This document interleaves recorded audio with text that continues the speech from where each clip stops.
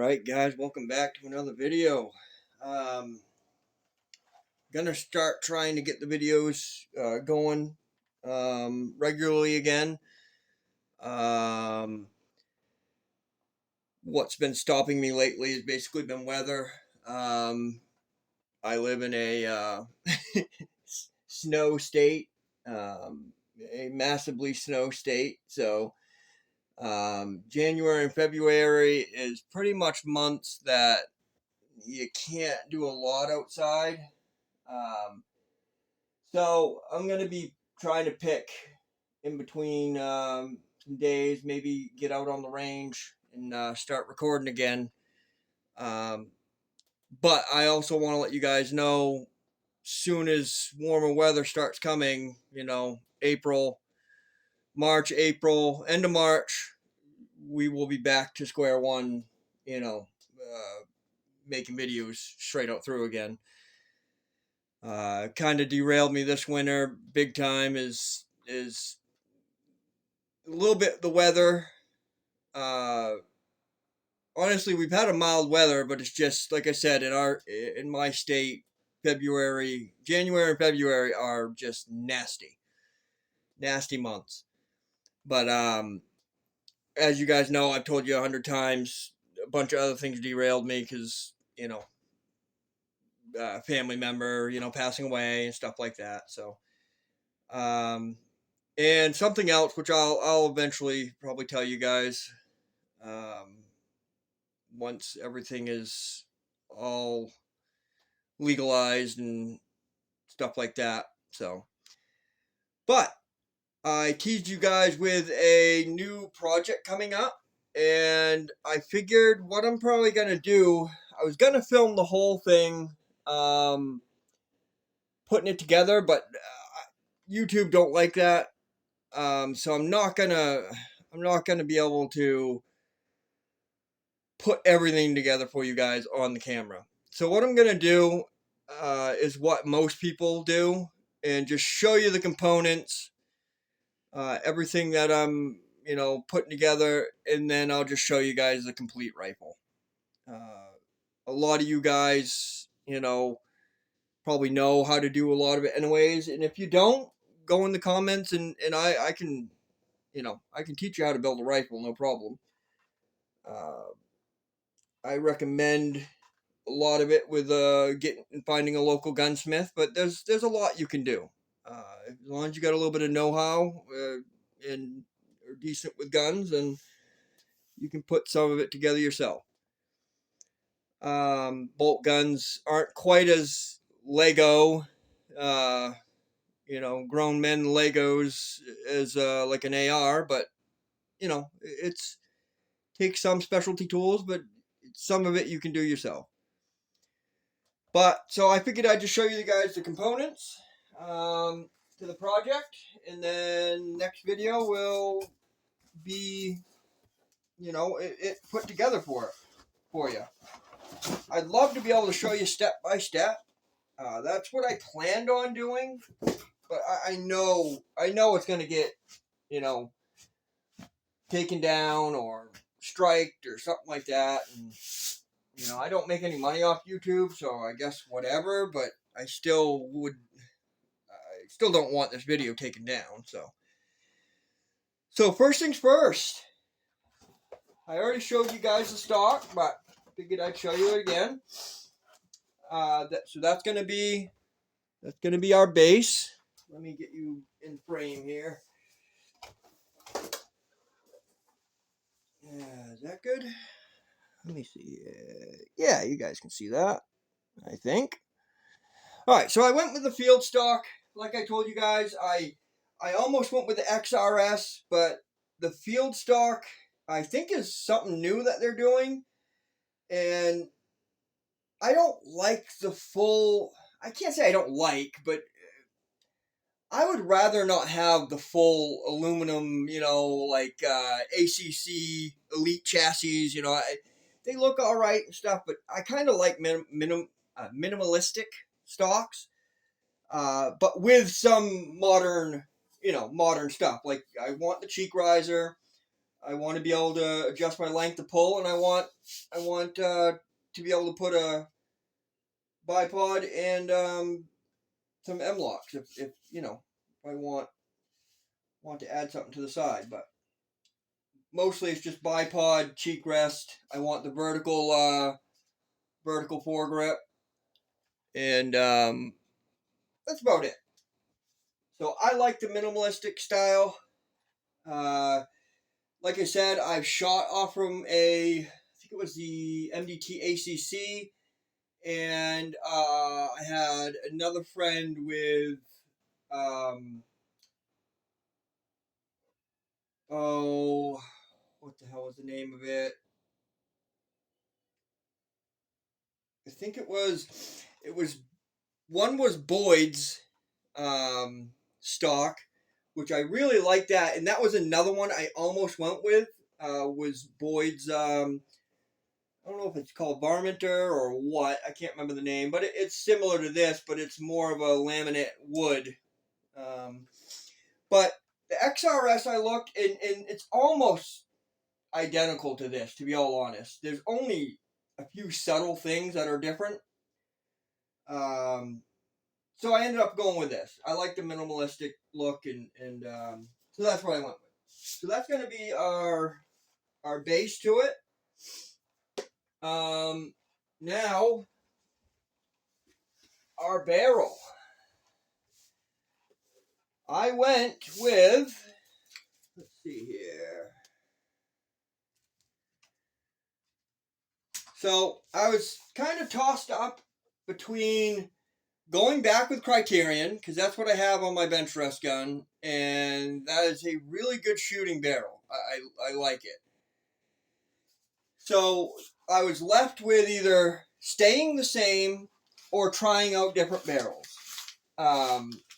And I kind of picked the latter on that.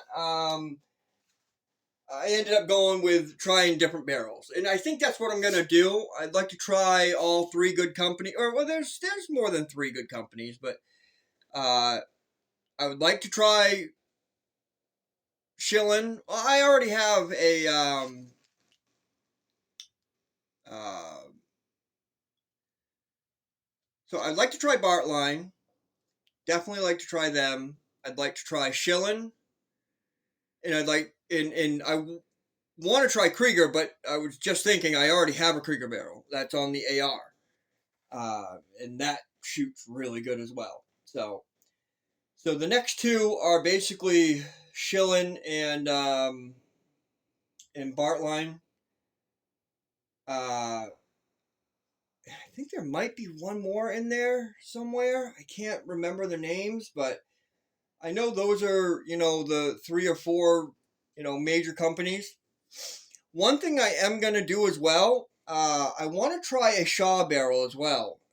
They're a lot cheaper, and I've heard good things about them. Now, everybody's accuracy is a little bit different. Some people will take an inch and a half and think that's, I mean, and that's considered accurate for them. So, everybody's accuracy is a little bit different. I think the standard most people, rely on now is basically one MOA at 100 yards. And I think that's realistic. That should be basically any barrel you buy or any gun you buy. That should be achievable as long as you can do it. If you're not a one MOA shooter, then you cannot expect your guns to shoot one MOA. And to be all honest, there's a lot of people out there that aren't a one MOA shooter. It sounds easy, but it's it's not. You have to get a lot of things right. It's not extremely hard, but it's not a given. One MOA isn't a given at 100 yards. You got to put a lot of thought into it, and a lot of discipline, and get a routine and a lot of shots. But so I decided to go with a SHILEN. Like you guys have seen before, I have a Criterion 6.5 Creedmoor barrel, It's it's their match hand lap barrel. And so I almost went with them, but like I just said a minute ago, I would rather, I think I'd rather start trying some of the other barrels and find what kind of shoots the best, and then stay with those companies. So far, I love Criterion. They're a very good company, and they gave me a very good barrel. So got a magazine with it, obviously, and I got my length of pulls pads for the so that's an MDT field stock.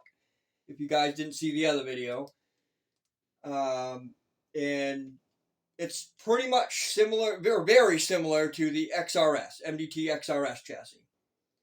It is a full chassis. It is a full aluminum bedded chassis.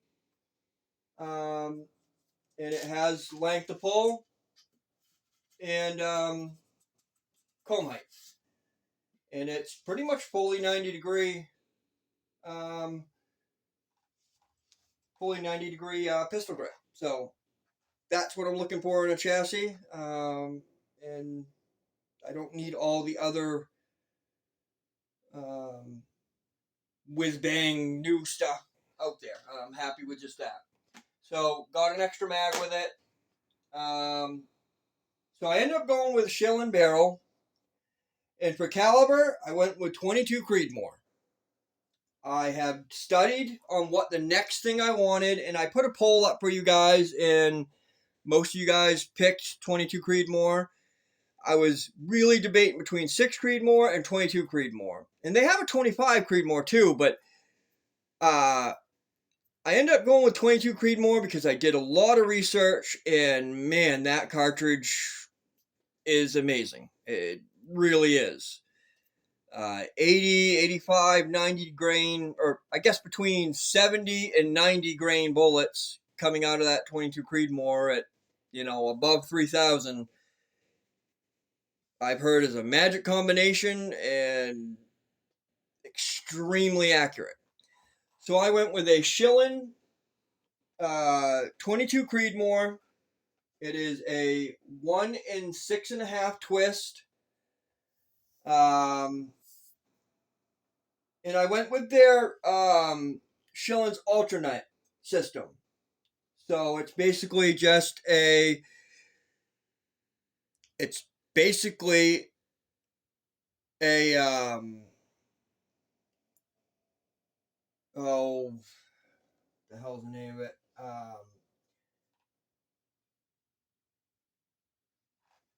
Barrel nut. Basically a barrel nut. No, not basically. It is a barrel nut. And that's how you set your headspace. And that's what I have on my bench rest gun. And it's nice. It's really nice. It allows you to set your headspace easy. You can do all the work pretty easy in your garage.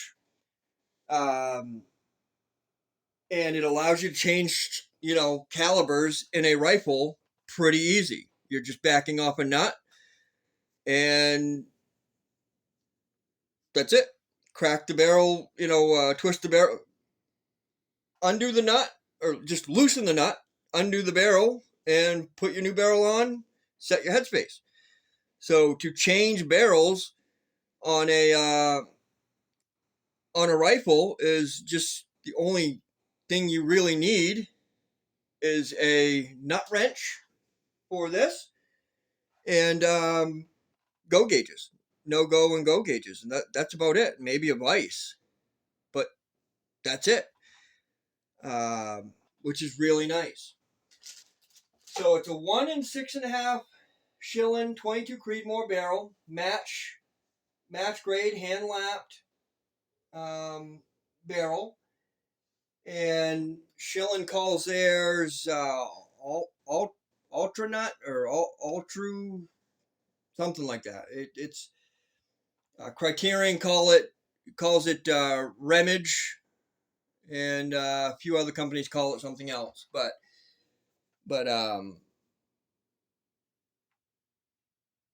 Yeah. So basically, what it is just Savage's system, and Savage is very accurate because I know a lot of people are up in the air on this whole new Remington nut system, and it's not new at all. You know, it follows the same principle as Savage. What Savage has been doing for a lot of years, tons and tons of years. Can't really put a number on it because can't remember, but they've been doing it forever. And as most of you guys know, Savage is known for accuracy. They most of their guns are very accurate. So yeah, went with that. Um, Only thing I'm worried about a little bit is the 6.5 twist. I'm definitely gonna need to only shoot premium bullets through here because once you spin that fast, um, going that fast above 3,000 with the 22 Creedmoor, you can spin bullets apart. Um, so yeah, I'm worried about that a little bit, but I've done a lot of research on it, and everybody has pretty much said as long as you're buying premium bullets, you should be fine. Should be good to go. So I ended up going with, couldn't really find a lot anyways, everything was out of stock, but went with Hornady's. This is a Hornady cartridge. The other great thing and the other reason why I went with 22 Creedmoor is because it just got Sammy approved, like a couple months ago, or I can't remember the exact date, but not long ago. So that shows me, that's another reason why I didn't go with 25 Creedmoor. Just because of the scarcity. You know, I know how to wildcat, so I mean I could go with that, but it's just once you get into wildcats, everything's a little bit more expensive and it's a lot more work. So it went Sammy approved, and I ended up picking that barrel. And with your guys's poll, most of you guys wanted to see the 22 Creedmoor over the 6mm Creedmoor. Now, what I'm gonna do is I'm still gonna get a 6 Creedmoor. I think I'm going to get the Shaw, a Shaw barrel in 6 Creedmoor and try them. They're a lot cheaper, but I've heard good things from them, and I'm gonna probably go that route with the 6 Creedmoor. If it don't shoot, then I'll probably go with a Bartline. Try that company with a 6 Creedmoor on that, but I'm probably going to get a barrel blank because I have a floating reamer holder coming in the mail, and because right now I'm doing my chamber jobs with a rigid reamer holder, and I kind of want a floating one. Um, it's preference, just preference. So I got a floating reamer holder coming in the mail, and so I'm thinking about chambering the six Creedmoor from a Shaw barrel blank. All right, so I went with Hornaday brass. Um, the only other company that really sells 22 Creedmoor brass, I think, is Alpha. I'm not sure if Lapua sells it or not, but Alpha was out at the time I was buying brass, so I was gonna go with Alpha Munitions brass, but they were out, so I just actually the only one that was in at the time was Hornaday, so that's what I went with. Went with some 22 Creedmoor dies, Hornaday dies. I got the micro adjust seating stem for this. And once they're out, I'm gonna buy Hornaday's new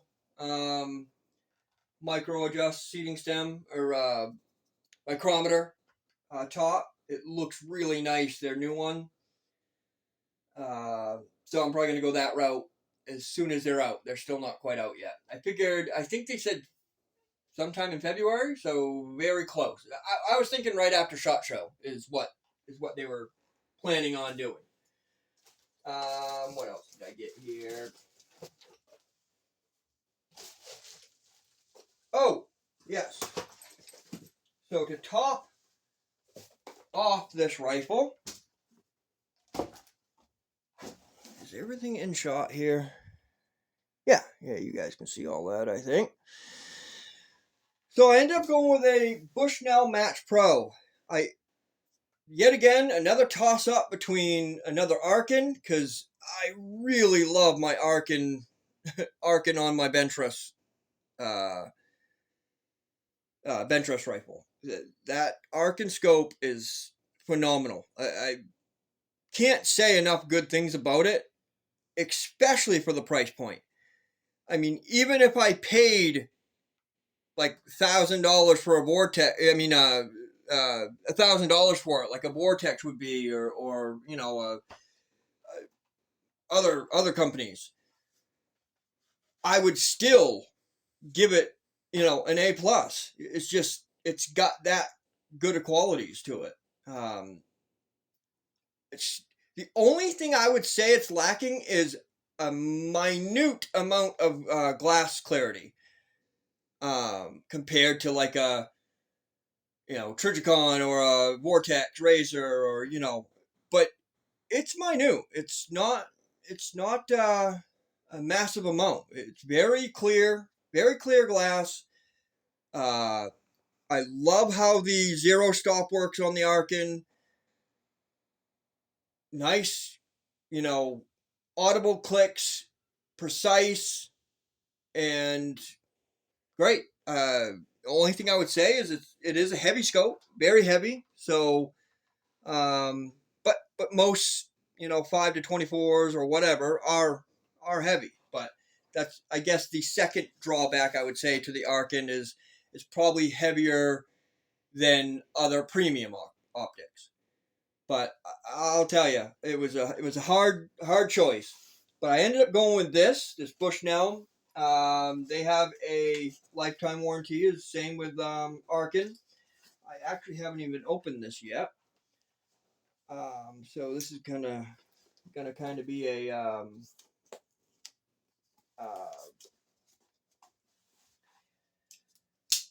unboxing. The same thing here, or at the same time. So I went with this because, yet again, research and heard great things about it. So it is the Bushnell Match Pro, 5-25 or 5-24, something like that. Oh, I gotta cut the side here. 6-24 by 50. Bushnell Match Pro.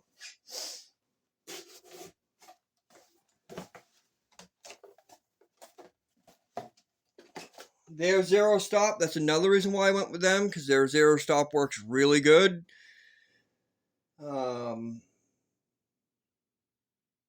Yeah, it's easy to set, and it works great. So you got a little Bushnell features thing on the top here, basically resetting the toolless locking turrets and telling you how to do that. You got your owner's manual there on the top, or just a warning thing. Actually, I don't even think it's a manual. Yeah, just a warning piece of paper.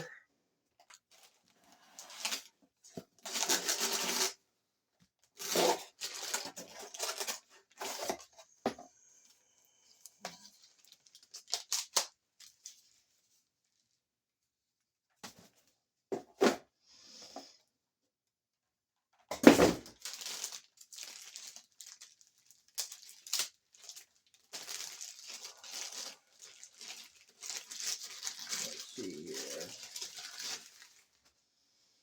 Oh, it's gorgeous. Gorgeous.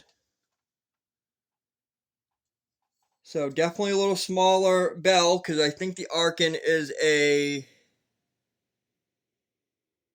Actually, I think Arkin's 50 as well. I can't remember.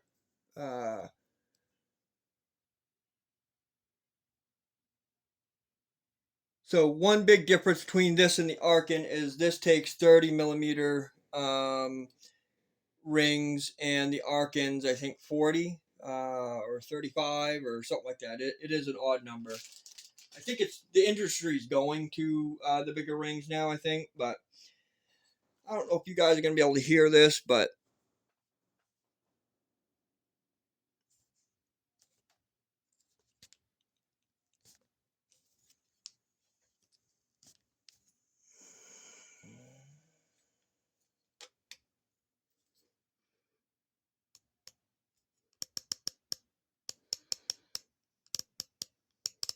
so very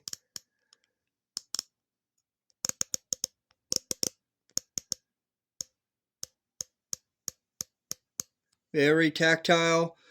It has locking, up and down turrets, windage and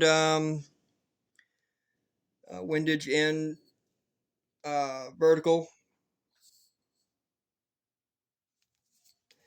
Let's see. That spins pretty freely. Has enough tension to be, so it won't just get knocked around. So that spins really nice. Has some decent tension. Your ocular adjustment is nice.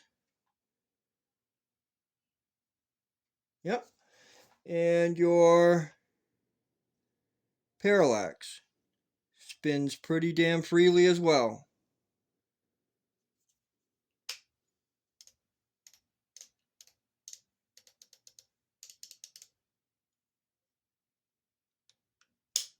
Yep. Love it. Make sure I can see through it. Don't gotta return it. Yep. No cracks in the glass or anything. Got shipped to me in one piece.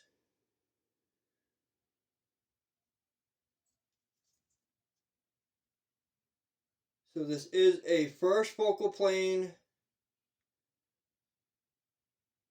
Oh, that's another great thing about this. Over the Arkin, a little bit is when it's set to its furthest point out or in, the dots are still really visible. They're still decent dots. With the Arkin, that is one thing with the Arkin is the dots get pretty small, so they are still usable on the furthest setting or closest setting, whatever, however you want to say it. On the lowest number, so on 6, um, the Arkin's dots are definitely a little smaller, so it's a little bit harder to see in lower light. But once you go up just a couple notches with the Arkin, you're good to go. But I'll tell you, with this Bushnell, even at 6, all the dots are very usable. They're a lot bigger. So that's it. That's what I'm topping scope out with. I have a set of Weaver rings. I may change the rings because the set of Weaver rings I have are low rings, so I don't know if they'll fit on this. If not, then I'm gonna order a set of Vortex. Either another set of Weaver mediums or Vortex mediums, one or the other. I like those two companies, so. And so, yeah, I think that pretty much completes the gun. I am going to be using, as you guys saw on the channel, I have an extra Remington action. So that's what I'm going to be using for the action. I was thinking about changing my bench rest gun over to the 22 Creedmoor. That way I had a nice blueprinted Remington 700 action for it. But I'm going to keep the 6.5 Creedmoor barrel on there for now and just go with this. So for projectiles, in the mail I have a set a box of 100 85.5 grain, or is it 80.5 or 85.5? I can't remember. It's either 80.5 or 85.5 grain burgers. I got a set of 22 cal 77 grain TMKs. So these are the TMKs, not the SMKs, which are just tipped Match Kings. They got the green. They're not open, but so yeah, they're the tip Match Kings. I got a set of just the SMKs, the 77 grain SMKs, and I got a set of 80 grain. These are from Midway, a set of 80 grain ELDMs. So those are choice of bullets that I'm going to be, starting off reloading with. Like I said, I got the burgers on the way, so those will be good to go. There's a few more bullets I'd like to try. I guess I'll show you these two. I got a mandrel. So I have a Wilson mandrel die with a 22 Creedmoor.